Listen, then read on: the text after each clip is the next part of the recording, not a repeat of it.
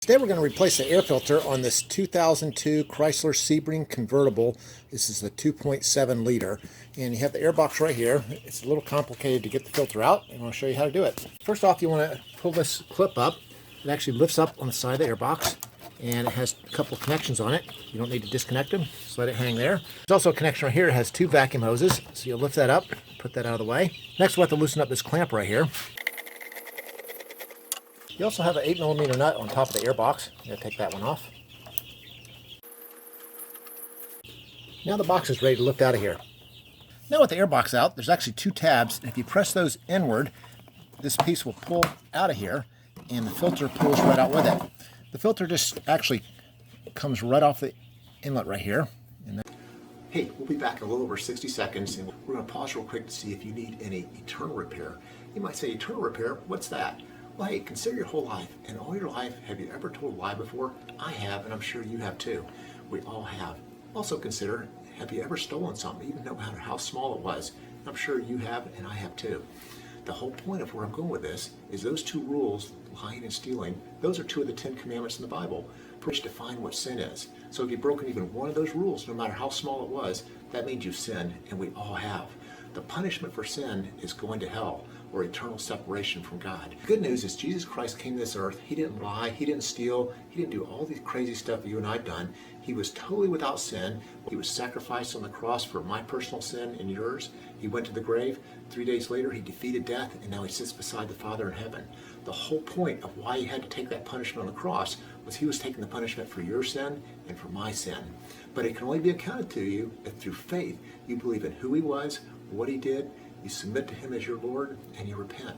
And when you do that, you can have eternal habitation with Jesus and the rest of the saints for eternity in heaven.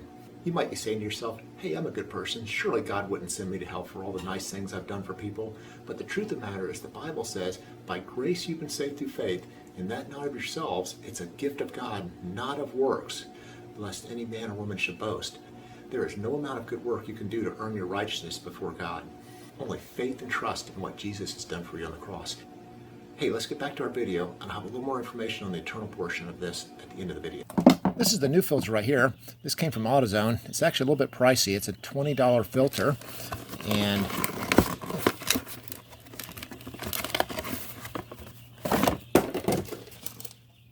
same thing putting it back on.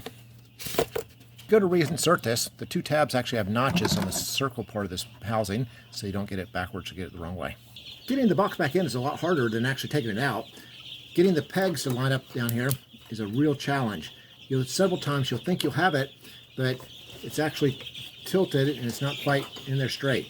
You'll know it's got it right when the gap between the computer and the box is about 3/8 to a half an inch.